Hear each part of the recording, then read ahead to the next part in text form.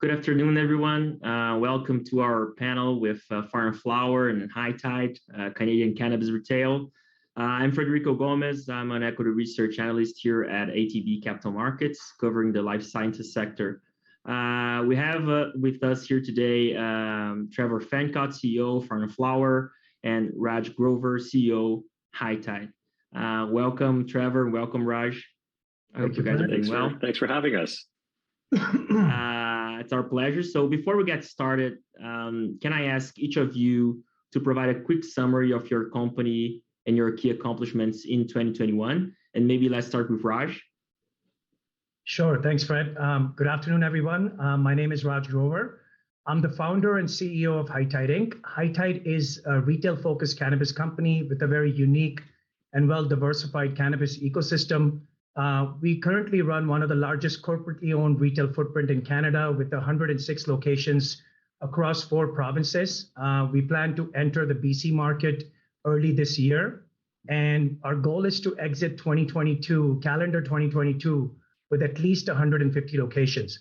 Our innovative discount club concept, is the first of its type in North America, and thanks to that, our Cabana Club loyalty is currently standing at 365,000 club members. This is amongst the highest in the country. We also own and operate a robust portfolio of online ancillary cannabis businesses, which include consumption accessories and hemp-derived CBD products. And thanks to this growing online portfolio, we now have access to roughly 3 million customers in our database, out of which 80% reside in the United States, which is a very important market for High Tide. 2021 was an incredible year for High Tide. We accomplished a ton of milestones throughout last year. And some of the material ones were increasing our international revenue to approximately $80 million today, outside of Canada revenue, which was just sitting at roughly $11 million at the start of fiscal 2021. We were also able to open 48 organic locations, bricks and mortar locations in our retail footprint in Canada. Most of that store growth came from Ontario, where we have 32 locations operating today. Since we acquired Metagrowth, which was November of 2020, we've also been able to cut our debt down by more than half. I think when we acquired Metagrowth, we were sitting at approximately $72 million. We're down to roughly $31 million in debt. And while we've aggressively increased our revenues and market share, High Tide has remained EBITDA positive for 6 consecutive quarters. High Tide also became the first retailer anywhere to start trading on NASDAQ, which materially increased institutional participation in our stock. Despite all the turmoil in the cannabis markets, cannabis equity markets, High Tide was still one of the best performing stocks in North America in 2021. Thank you, Raj. Trevor? Thanks. And thanks for everyone for attending today. My name is Trevor Fencott. I'm founder and CEO of Fire and Flower. So Fire and Flower is really a technology-focused, a technology-powered retailer. So we started as a tech company. Our first acquisition was, in fact, a tech company that built a lot of the infrastructure for the early licensed producers in Canada. And we've started with that proposition. There's going to be aggressive competition in this space. So let's build a tech platform that will allow us to compete when markets get very, very tough. There's money on the table. There's going to be competition for it. So in this past year, I think some of our more notable accomplishments are, as well, we've done 6 consecutive quarters of positive adjusted EBITDA, which is important. I think in the space in general, that would be remarkable. But one of the first things we did this year was we managed to expand our co-location program with our strategic partner, Alimentation Couche-Tard, who many of you would know as Circle K. So this pilot program, which we started in Alberta with 2 stores, essentially takes a piece of their leased real estate, so their existing low-cost real estate footprint, and carves out for 2,500 square feet, about 600 or 700 square feet, where we can run a very small Fire and Flower store in that space. And we use our tech platform, which is called High Fire, to effectively and efficiently run that store, which has about 70 to 75 SKUs. So programmatically using advanced machine learning on what to order in those stores. We announced the expansion of that program to all of Alberta, all of Saskatchewan, all of Manitoba, and of course, our goal is also Ontario and the United States. So with Couche-Tard and Circle K as our partner, our goal is to be in every country in the world where cannabis is legal. The other thing that we did this year, in 2021, I should say, that's of note, is we made a number of technology acquisitions. So our platform is a technology platform. We acquired PotGuide and WikiLeaf, which provide us with the third largest consumer acquisition platform in the world in terms of cannabis, and allows us to reach into the US markets where we're already there with our BDSA partnership and, of course, our flagship store in Palm Springs through Fire and Flower US. So it's been a busy year. It certainly has for you both. So now let's talk about the environment here in Canada. We saw many stores opening in 2021, especially in Ontario. So have we reached the point of store saturation in Canada, or will the store count, continue to increase in 2022? Maybe Trevor, let's start with you. Sure. I mean, I think in terms of absolute numbers, we're getting reasonably close, but we saw this in Alberta and Canada as well early on in the piece, where there was sort of a licensing drought and then an over licensing as sort of a lot of these applications made their way through the system, which resulted in large store numbers, lowered overall revenue profiles, but then there was a contraction and a rationalization. I think we're sort of close to that point in Ontario. It isn't to say that there aren't markets in Ontario that are still, quite lucrative or could be exploited, but there are some markets where, mom and pops were kind of really hoping to enter, like, there's the dense areas of Toronto, which are kind of oversaturated. So it depends on the part of Ontario, but in general, I do expect there's going to be some contraction. So we will continue to open strategically some organic stores, but our model is really designed to pivot to this licensing model, this sort of franchise model with Circle K, and take advantage of their real estate to expand our footprint rather than aggressive capital investment in retail storefronts. Okay, Raj? Yeah, so Fred, I see a very similar trajectory to what Trevor's talking about here. In a lot of the provinces that we operate now, we're starting to see them hit maturity or some sort of oversaturation point. Many of the provinces where we operate currently, Manitoba, Saskatchewan, we're starting to see Alberta starting to see store growth slow down now. But I still see there's a good year or two, of store growth ahead in Ontario, and then following that, BC. And agreed with Trevor here. There's a lot of smaller independent groups that are trying to position themselves and open up stores. But I think because of the competitive nature of the Canadian cannabis market, a lot of them are not going to be able to sustain this pressure, this incoming competition that just keeps coming in, and probably going to have to close their doors, which is very unfortunate for the independents. However, for High Tide, we remain on track to open our innovative discount club model and bring this model to all major markets in Canada and all regional centers where private retail is allowed, because I still see a clear path forward to doubling our store count across Canada, not just Ontario or Alberta or BC in particular, but across Canada, doubling the store count by the end of 2023.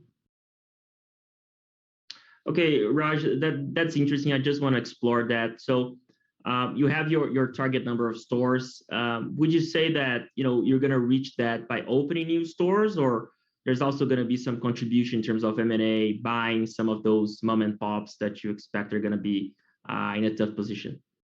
No, we're definitely going to do it with the mix, Frederico, because in some areas, like smaller markets in Ontario, it doesn't make sense to create more competition in a market that's already 10,000 people. You take out an operating store that's profitable, you make sure that's accretive to your results. So we're sort of driven to do it in a mixed approach. Obviously, organic growth is very valuable for any company, and we're not going to give up on that. We added 48 locations organically in 2021 to our retail portfolio, so that will continue. But strategic and accretive acquisitions is a big part of what High Tide does, and we will continue that in Canada as well. So for us, it will be a blend of both. Okay, what about Fire and Flower, Trevor? Yeah, I mean, as I said, I think that really our capital allocation priorities for this year are going to be less on standing up new stores from organic stores from the ground up, and going to be very, very heavily exploiting our advantage with Circle K and those co-located programs, because fundamentally the fixed costs in this industry are quite high. We had what we call the green rush, where landlords were really, really quite aggressive with their leasing rates. So for us to be able to avail ourselves and take advantage of Circle K's massive $50 billion leverage, that's really where we should be focusing on this one. But I do agree with Raj that there are going to be opportunities, particularly in smaller markets, where if you can take out a smaller incumbent that is performing well and it's accretive, again, accretive and EBITDA positive, those are the things that we should be looking for as well. I would just say it's less of a priority for us. For us, this year is going to be about expanding our tech portfolio and really making sure that this franchise system is grown with our strategic partner. Okay. So in addition to this store saturation we're seeing in Canada, we're also seeing a lot of competition on price. Gross margins coming down across the industry. So starting with High Tide, Raj, some months ago you announced the transition to the discount club model. You already mentioned that. Could you revisit the rationale behind this strategic move, and how is that transition going along so far? Sure. So Fred, the competition on price and gross margin has been a reality in Canada for quite some time now. And therefore we have converted our entire retail ecosystem into this innovative discount club model, which has been really well received, and it's tailored to our retail ecosystem on what High Tide actually does overall. And for over a decade, we have been designing, manufacturing, and distributing 75% of all of the consumption accessories we sell. So we are able to offer these cutting-edge consumption accessories at unbeatable prices to our club members, which is, again, a mode that stays with us. And data from multiple sources and our own data reveals that 70% of the Canadian cannabis customer cares deeply about price. So, thanks to our high margin ancillary business streams, we can afford to gain Canadian market share by exclusively providing this ancillary brand portfolio that we've created out of these acquisitions in the US, and by providing cannabis products at some of the lowest prices in the country. And we also purchased top 3 CBD brands, 2 out of North America, 2 out of the US, and 1 out of UK. We intend to bring these brands to our stores in Canada as well. We are also working on bringing everything else that we are doing in the States to our Canadian concept. So, we feel that we are not just competing on price. In fact, we've actually created this mode to service our club members through our unique ancillary brand portfolio. And, our absolutely exploding loyalty, which is sitting at 365,000 club members, is proof that our customers are loving our concept. And, I'm very happy to report that close to 90% of our daily transactions are now being conducted by club members versus 50% previously. So, I'm feeling pretty good about Cabana Club. I'm excited to launch Canna Cabana stores in the United States when that opportunity arises, and I hope that happens in not too distant future. Okay, so just another quick one for you, Raj. You mentioned your number of members that you have. I remember that when High Tide made a decision to transition to a discount club model, you mentioned potentially kickbacks or a subscription revenue in terms of being a member, paying something monthly. How is that? Is that still in the plans? Are you working on that? So Fred, when we announced this concept, I believe our membership was sitting at 245,000 members. At the beginning of the year, if you want to go back, 2021 in January, we were sitting at 75,000 members. So, at this point, I'm just motivated to gain as much market share and gain as many members as possible.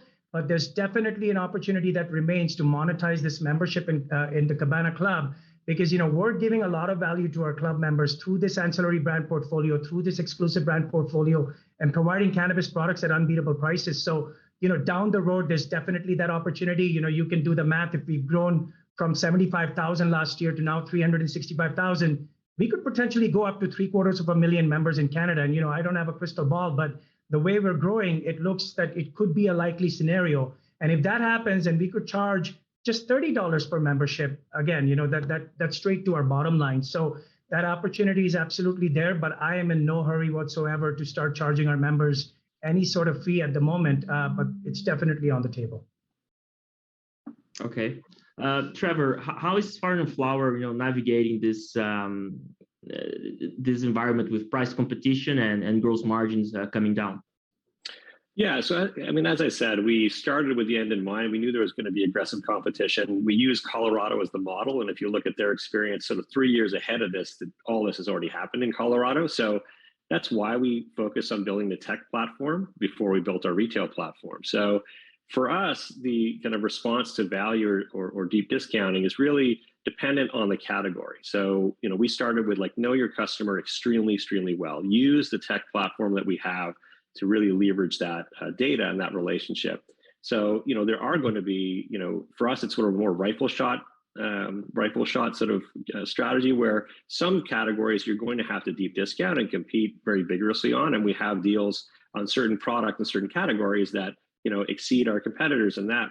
But if what we know is sort of for passenger and driver products, the driver product maybe has to be deep discounted, but the passenger product actually doesn't. The data doesn't support a discount across the board on that. So for us, it really depends on the product, what the customer wants, and actually looking at what value is to the customer. So our approach there is, one, pick the battle that you want to fight that's actually meaningful to the customer. But the other one is, what is value? And so for us, value is things like delivery. We've invested heavily in our delivery infrastructure. And, we know, for example, in California, that upwards of 30% of these and growing of the transactions are delivery based. And this is certainly something we've all seen in the pandemic. Delivery is a key component of a customer's perception of value.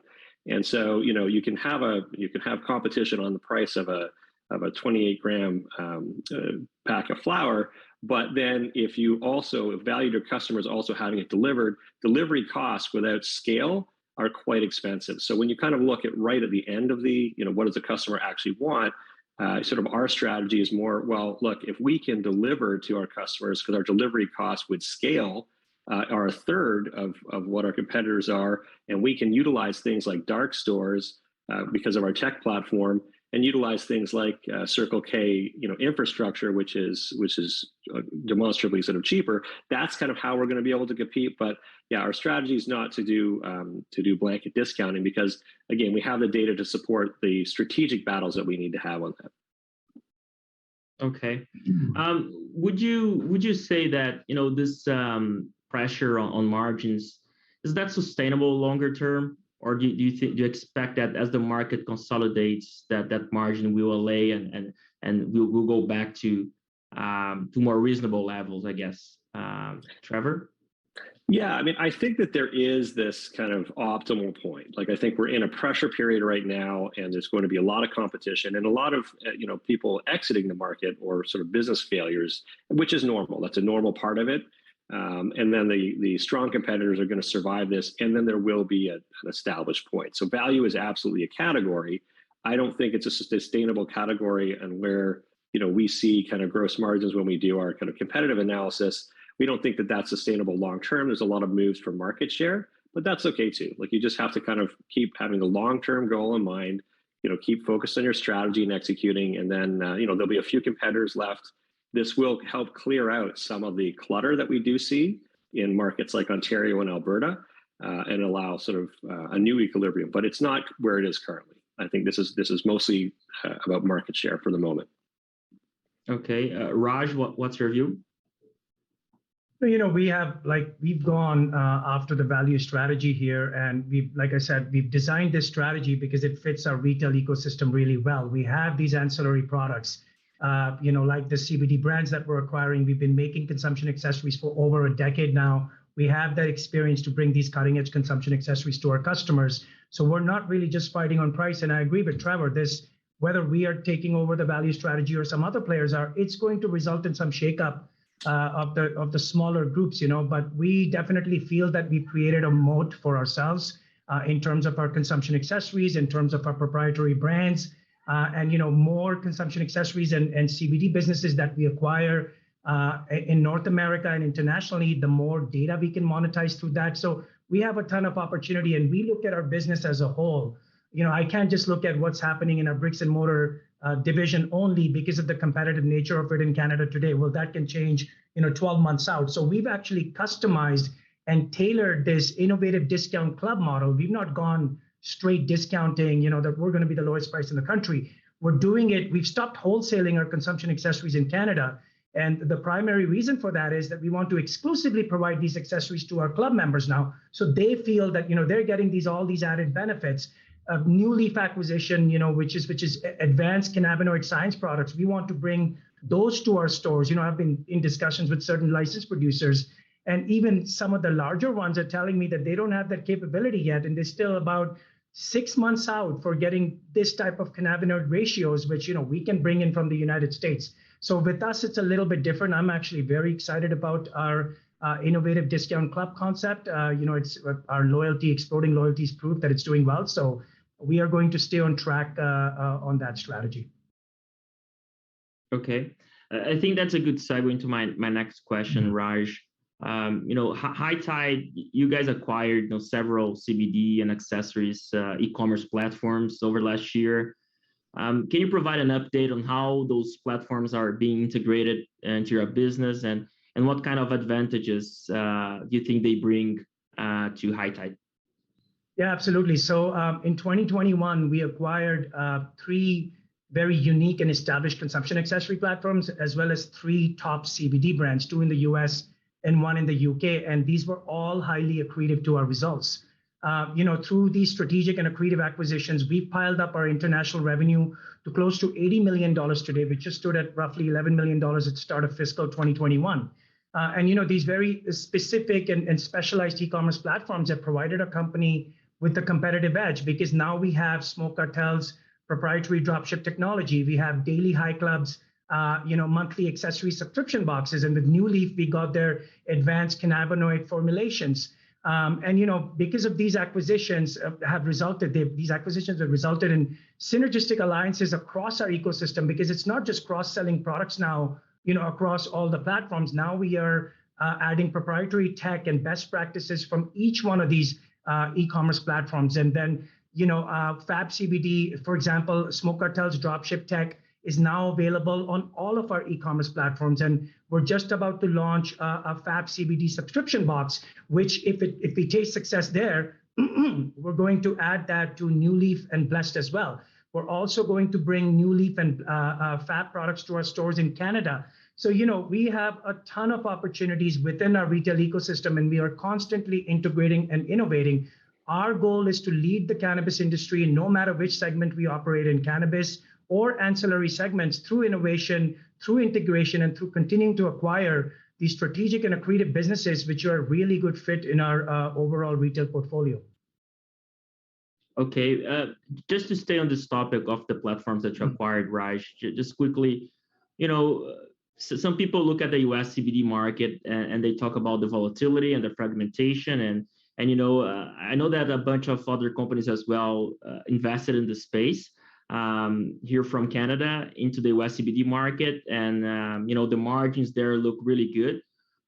What would you say is the outlook there? You'd expect that those margins to continue to be high, and what is the growth outlook?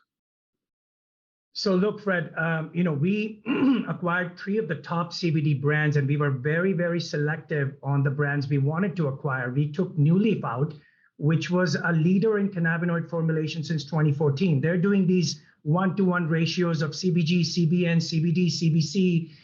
We haven't even seen that anywhere in Canada yet. And then, Fab CBD, it's an extremely loved brand and has a ton of good reviews online. And the same with Blessed. It's only a 2-year-old brand in the UK. It's become one of UK's top CBD brands. And if you look at what we are doing here in Canada, it's a joke in terms of gross margins that we have to deal with. And any of these CBD platforms that we've acquired, New Leaf being, produces 75% gross margins and, 25% EBITDA margins. Fab has another 70-80% gross margins and 60% EBITDA margins. Blessed has, 60% EBITDA margins, 80% gross margins. So even if these gross margins come down by 20-30%, because of competition, one thing is that the global growth of CBD is not going to stop. When we acquired New Leaf, we get access to the CGMP certified facility. We can now start thinking about export opportunities. And because a public company is behind this brand, we have these opportunities in front of us. So even if the margin goes down, well, me and Trevor, we have enough rehearsal done here in Canada to be tough competitors for anybody. So we will compete. I'll compete with anybody. So our CBD business is looking good. We're at an annualized run rate of roughly $48 million in our CBD business at very high gross margins. So as long as my top line preserves and I have to even sacrifice some gross margin there, it's really not a problem. Okay, thank you, Raj. So Trevor, let's talk about your M&A activity in 2021. So you acquired Pot Guide, you acquired WikiLeaf, and now you acquired Pineapple Express as well. So how does that all come together, and what's the strategy there? Yeah, so our goal from the beginning was to be a consumer technology platform. And so retail is certainly part of that and delivery is part of that. But if you look at our technology stack, we needed to complete it. So if you look at companies like Weedmaps, Leafly, Dutchie, Springbig, there's all these tech companies in the space that occupy one or two of the nodes of a tech stack. So for us, PotGuide and WikiLeaf were about customer acquisition. So WikiLeaf is clearly about cannabis knowledge. This is drawing customers in at a very low cost of acquisition. PotGuide is one of the preeminent sort of cannabis content spots based out of Colorado. So those two together allow us an access point to the top of the ecosystem for customer acquisition. Because in a regulated environment, acquisition of customers and communication with customers is absolutely key. So if you can acquire customers at a very low cost and keep them in your ecosystem, that to us is the winning formula. So we've completed the top of our funnel, our technology stack. One layer down would be a loyalty stack, which we have with our Spark Perks members, which we're closing in on 400,000. And we started actually with our Palm Springs stores on Monday. With Spark Perks members are now onboarding in the US, and we just passed 1,000 within a couple of days. So we're very bullish on Spark Perks deployment in south of the border in a compliant way. And that would be sort of Springbig on the other side there.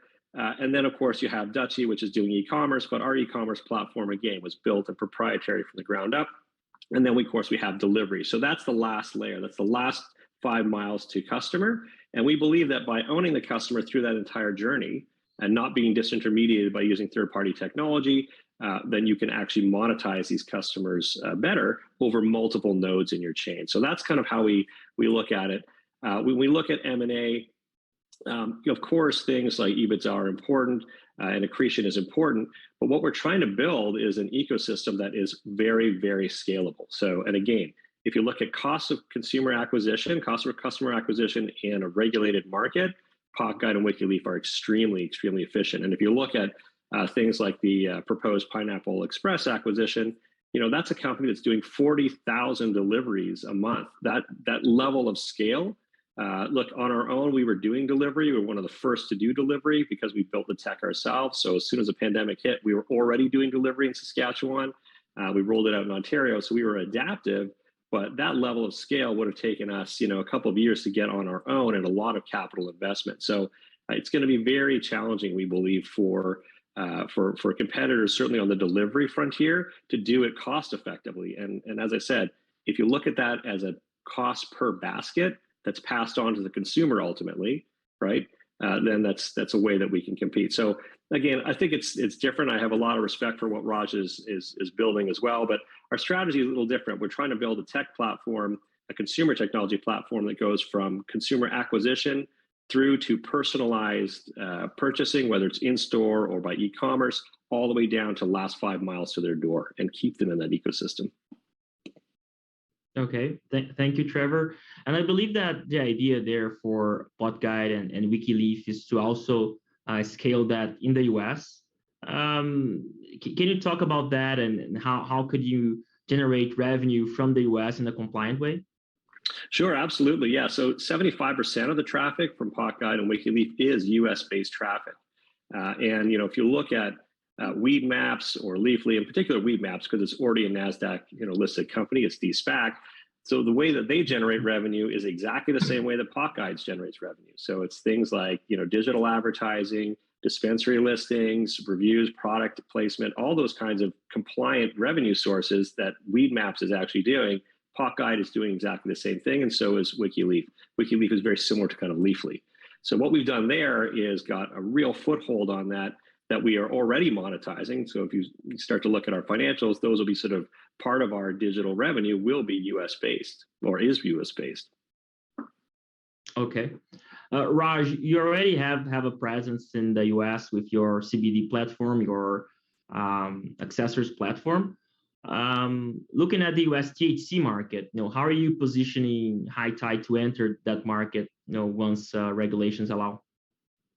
So look, US market is one of the most important market for us. I've said that, time and time again, and not just for THC products, but also for ancillary cannabis products. And this is the reason why we acquired 6 e-commerce platforms outside of Canada last year alone, out of which 5 are based in the US. And thanks to these e-commerce platforms, we now have roughly 3 million customers, CBD customers, and customers that have purchased pipes, bongs, and vaporizers in our database today that we can leverage when federal legalization occurs. So I feel that, our online infrastructure and reach is second to none in the US for when federal legalization takes place. We should be able to commence online cannabis sales. It's no secret, we've announced it multiple times that throughout 2020, all our e-commerce platforms combined saw 100 million site visits combined. And, I don't have the numbers for 2021. I'm still waiting for those numbers, but it should be same or better. And, if Canada's any proof, 70% of Canadian population, after Alberta allows it on March 8th, 70% of Canadian population now has access to ordering cannabis online.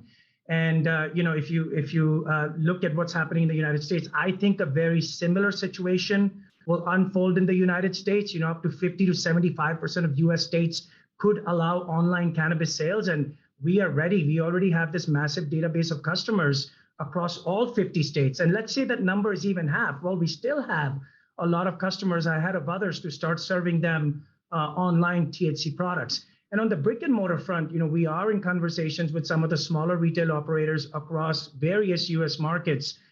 So that's how we are planning to enter the brick and mortar front of the THC business.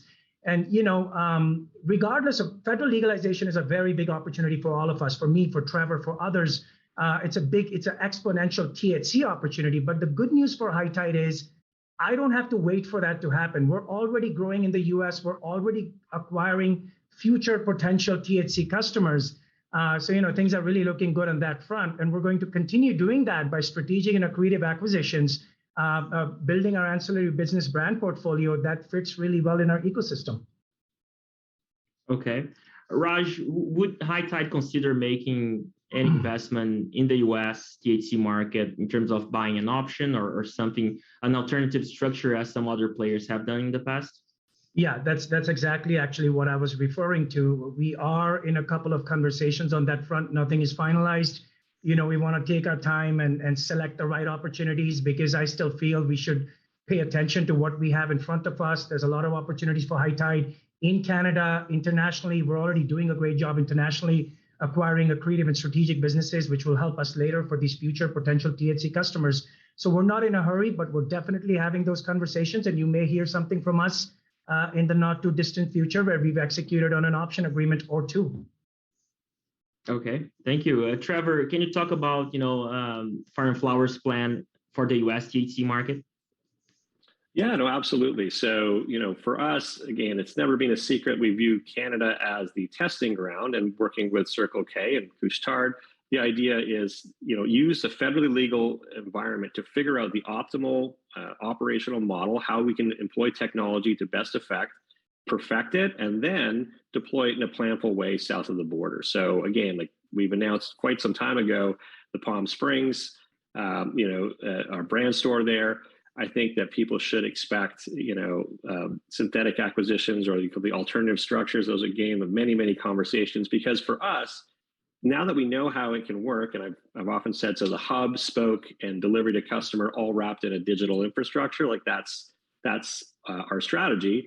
And so really Palm Springs is the beginning of that. Look at that as the beta test. So people can actually go now and they can see High Fire in store. They can be a Spark Perks member. We can do delivery. All that functionality that we have in our Canadian stores is now available in Palm Springs. So now it's a question of growing strategic in other markets. And since we can do this with these alternative structures, that's absolutely something that we're looking at, because we know that having an incumbency in these markets, particularly things like California, where there really are not players that are incumbents, it'd be hard to find a chain with more than 10 stores, right? So there's a very fragmented U.S. market in many senses. We want to capitalize on that. And most importantly, we want to do that with our partner, Circle K. As I said, our model in Canada, if you look at our co-located model, these are the same gas stations, these are the same Circle K stores in the U.S., and there are 8,000 of them in the U.S. So again, hub and spoke, powered by sort of Circle K co-location. Real estate is the principal problem for U.S. MSOs. Again, because the leasing is very, very complicated and also, prohibitively expensive in many cases. this is not a problem we face with our strategic partners. So planning with them on what sort of strategic rollout would look like on the ground game in terms of bricks and mortar is obviously ongoing. But the other important parts of it is you have to build your air game, build your customer acquisition funnel, which of course is the WikiLeaf and PotGuide acquisition. Okay, no, that's very interesting. You mentioned we talked about the U.S. We know there are some other international jurisdictions that are looking to potentially legalize recreational cannabis. Is there anything, is there any potential investment that you are looking at in international markets? I know, Raj, that you've bought the platform in the UK for CBD. Any other jurisdictions you're looking at? Yes, we are actually. We're paying attention to Europe, especially to the German market. Germany is a massive market, 85 million people there, very lucrative market in Europe. We have some ideas about Germany, which I don't want to share on this call too much because they're still premature, but I am paying attention to the German market in particular. But most of the attention still, for me, it's still the US market. There's just so much opportunity that still remains in the US.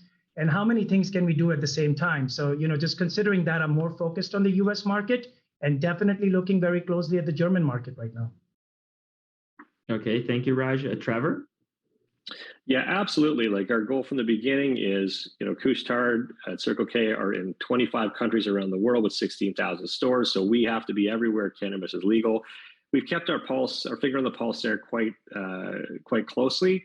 Things that we look at are Malta, Portugal, and of course Germany recently. So yeah, we have a fairly advanced strategy in terms of how to enter Europe in an asset light way. And but again, like nothing that I'd like to talk about now. But again, we should also not forget there's other countries like again Australia, New Zealand when they get the referendum right. But this is going to be a global product. Like this is the thing. The horse is out of the stable. This is going to be all around the world. The question is only timing. So again, our strategy was, hone your craft, make sure the operating model works, make sure technology is appropriately deployed, and your advantages and your long-term competitive advantages have been sort of proven out in Canada, and then deploy it sort of planfully in countries as they emerge. So yeah, you can bet that if there is an opportunity, even a year out, we are already thinking about it. Okay, no, that's very interesting. Good to know.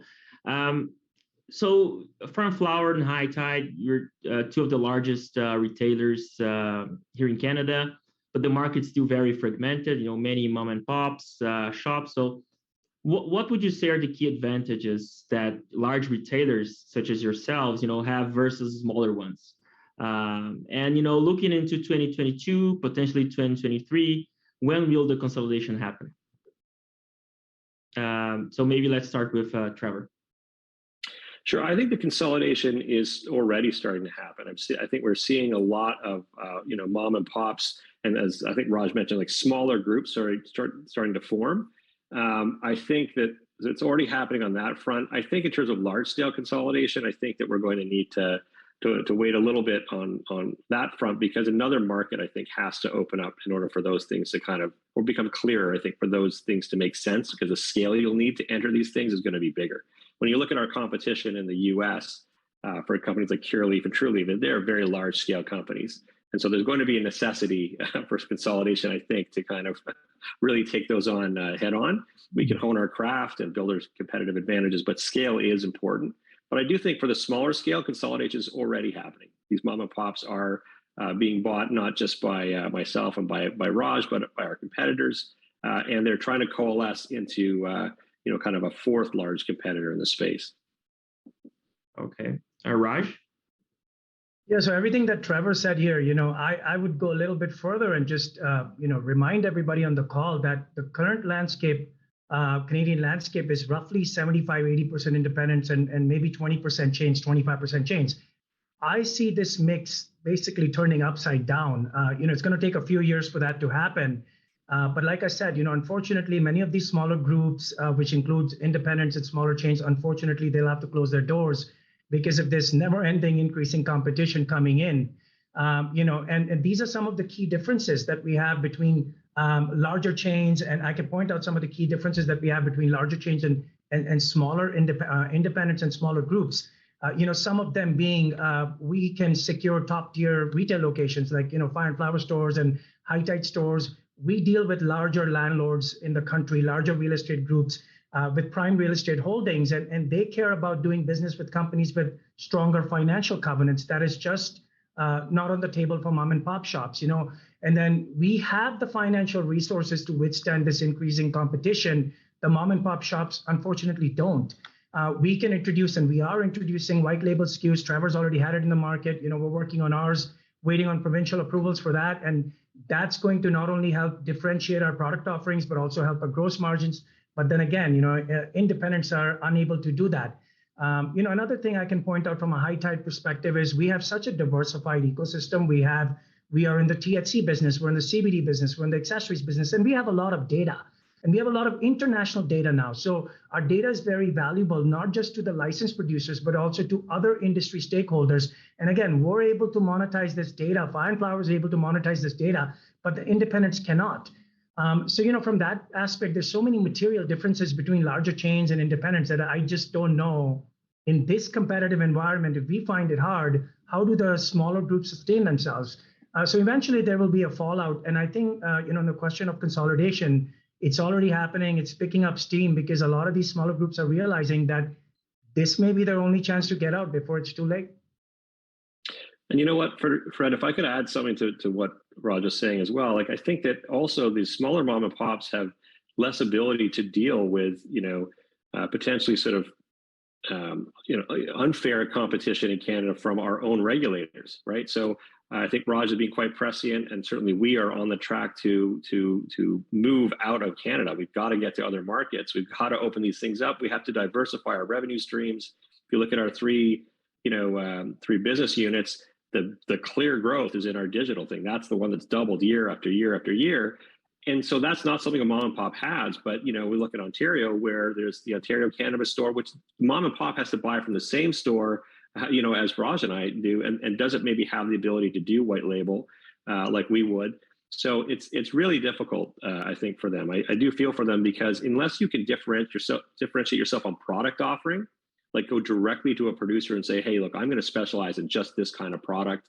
I need you to give me, exclusive product so I can compete with the bigger chains. It's very challenging for them. And if you look at Canada, only Saskatchewan is a market where you can do those direct deals. And we're quite big there. But you look at Alberta, and Ontario, and even BC, where the regulator is competing actively with mom and pops. That's a very challenging position that you don't find in the US either. That's a good point, Trevor. And so when you look at regulations, do you think that, do you envision any regulatory change coming in Canada that might, benefit the retail sector in 2022? For example, changes to the limit of stores in certain provinces, or following the Saskatchewan model in terms of distribution being private? Maybe since I was starting on that, yeah. maybe I'll finish that one. I do sense that there is movement. For example, Alberta is moving this way. Ontario did make delivery permanent. After a couple of fits and starts, we actually do have this as a permanent part of the ecosystem. And that is an advantage for mom and pops, because they can service their area now like a greengrocer. Like, it's not going to be delivery over the entire large market. It's not going to be dark stores, but what it is going to be is a 4-block radius around that store you can deliver to, and you can protect that market. So that's one tool that they have. My hope is that they do start to move towards a model where, particularly for independents, that you can get these products that are exclusive. The more you can differentiate your store based on product offering, and I'm sure Raj would agree, this is a good thing. It only benefits the ecosystem if the products in the stores are different. And so I think that Saskatchewan, that model is catching on. We've heard, we've definitely seen movement over the pandemic. I wouldn't say it's movement that was like sort of well considered. It's the pandemic forced a lot of these moves, but I think that they're moving in the right direction. And I am hopeful, actually, over the next year or two, that there'll be further sort of concessions, and the government sort of removing itself from the business of cannabis into the proper role, I think, of regulating the safety and regulating cannabis, and as a regulator should. I don't know. What are your thoughts, Raj? I have to agree with you, Trevor. There's a lot of positive things happening from a regulatory standpoint, which we were screaming and raising the flag for the last couple of years, and starting to see it happen now. Like a few things that you pointed out. So a couple of things that I can mention is we're taking a very keen interest in the upcoming Legislative Cannabis Act review, which has been delayed because of the federal election. And because we're members in the Canadian Chamber of Commerce and the Canadian Cannabis Council, and also through direct advocacy, we are recommending Health Canada for two strategic, two very important specific issues that we want them to take back to the Parliament next year when they're ready with their recommendations. And one of them is being that we've been talking about forever, which is increasing the limit on edibles from this 10 milligrams limit to a lot higher. We all know, legal retailers are not competitive at 10 milligrams. If you look at what's out there in the illicit market, they're doing 50, 100, 500 milligrams. And I'm not saying we need to go there, but at 10 milligrams per cookie, we're just not competitive enough. And even more importantly, it's a safety issue for Canadians. So there's unregulated cannabis products out there in the market, and we need to do something about that. So we're raising that issue with Health Canada. We're also raising the issue of eliminating window covering. So, Trevor, I think you'll agree with me here. Recently, there's been this massive spike of robberies in cannabis stores, including our stores, which is really, demoralizing for our staff and for the safety of our staff, and just to have a stable retail ecosystem. So we're really pushing hard to eliminate the window coverings. I don't think it's needed. I think, cannabis is just going to become alcohol and tobacco going forward. So we're pushing those two specific issues.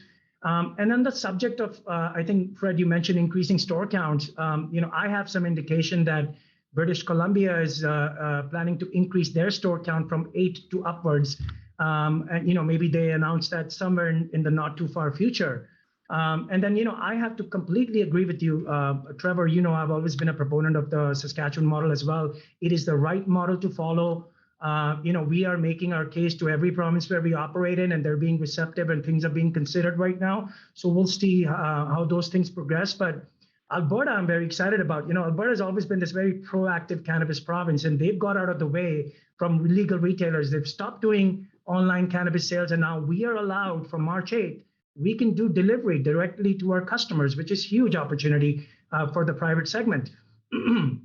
So, we are definitely moving in the right direction, and there's a ton of good things coming out from a regulatory standpoint for the cannabis industry. Okay, so we are moving in the right direction, maybe not at the pace that we would like to, but we'll get there. So we have 3 minutes left here. So 2 final questions for you. First, what are the key catalysts and goals for your company in 2022? And then second, what are some of the risks and challenges that you may face and that, could get in the way of you reaching those goals? Let's start with Raj. Sure. So, closing our recently announced acquisition of Budroom Inc., which includes the Fast Tender technology, and then being able to roll out the Fast Tender technology across all of our stores starting in January, I think is the most immediate near-term catalyst for our company. This Fast Tender technology, this amazing technology, is not only going to further differentiate our already very unique retail experience, it's going to drastically enhance customer satisfaction. We are also, we don't only just get the advantages of enhancing customer experience in this very hyper-competitive Canadian environment. It's critical to lower our labor cost, our overhead cost, which is very much going to happen because of these kiosks and smart liquor technology that we just acquired. And we also have some ideas and plans to use the principles of Fast Locker technology into our ancillary cannabis business, which I will reveal in due course when those ideas are more materialized. Some of the other catalysts that I can point out is our entry into the BC market. We plan to enter the BC market early in this year, hopefully, first quarter calendar 2022. Another catalyst is launching of our Cabana Cannabis Co. in-house cannabis THC lines, which is, provincial, just different timelines of all these different provincial boards that we're dealing with, but that is going to happen this year. So that is very exciting for us. And then most importantly, Fred, you look at our track record, what we've done in 2021, we've acquired 6 e-commerce platforms outside of Canada, made our revenue run rate outside of Canada go from 10 million to 80 million, right? And we are planning to do exactly that this year as well. So there's a ton of opportunities, ton of catalysts that are going to come up for High Tide. And on the challenges front, there's always challenges in the business. There's no business that goes up in straight line. It's always like this, just like the stock market. Stock market is usually this these days. But, on the challenges front, I'd like to point out supply chain and logistics are disrupted. They have been disrupted for a while. It took a hit on our wholesale consumption accessories business, but good news is it was only less than 2% of our entire portfolio. So it really didn't matter much to us, but that's definitely persisting. I think it will continue this year. We've been having some trouble, and I think maybe Trevor, you can talk to it. Like we've been having some trouble securing building permits from municipalities. But regardless of those challenges or any other new challenges, I remain confident that we can deliver another solid year of growth and strong financial results for our shareholders. Okay, thank you, Raj. Trevor? Yeah, I mean, I think the key catalysts for us this year are the exercise of the Series B warrants by Circle K Couche-Tard that provides us with ample capital for growth, but also really sort of solidifies our shared vision of getting cannabis into as many markets as we can and growing the company aggressively. So that's one of the first ones there. As of January 1st, those are now exercisable. And I'd point out actually to some of your audience that they have not been exercised. If there was simply a desire to get cheap Fire and Flower shares, that would be the logical thing to do. What our partner did, in fact, was say, look, here's a line of credit for $30 million. Let's wait for the right time to exercise these things so that we're capitalizing the company rather than just trying to kind of acquire it by degrees. So that's a very key catalyst for us, because once the Bs are out of the way, the only warrants that are left are the Series C, which are at a 25% premium to market. So that's the kind of acquisition premium that is baked in, and all that happens in this year for us. So we're quite excited by that increased alignment with our strategic partner. I think another key catalyst for us is rolling out these co-located stores. People, I hear it all the time, and I agree with them. You have to see these co-located stores start spreading across the country. You have to see more Fire and Flower banners south of the border. That's reasonable, and that will happen this year. And I guess the third catalyst for us is to continue to grow our digital revenue. That side of our business is very, very high margin, and continuing to grow and extract more revenue from the U.S. side in a compliant way, I think, is going to be a key goal for us this year. In terms of headwinds, I would agree with Raj on all of those headwinds, so probably don't need to go over them. I think that retail is going to be challenging in Canada, but I would say that I'm also very confident that we're going to get through this, but thrive through it, because again, what it's forced us to do is really look at our capital allocation decisions and say, look, let's not open more and more of these stores in a market that's still sort of, it's going to contract for a little bit. Let's put our money and our efforts behind things that are going to return the highest return on capital for our shareholders. And those are things like U.S. opportunities. Those are things like technology licensing, asset-light distribution, and integrating our acquisitions. Okay. Well, thank you, Trevor. Thank you, Raj. We're on time, so that concludes our session. I'd like to thank you. Thanks, everyone that's watching as well. Have a good day. Thank you very much for having us. Sure.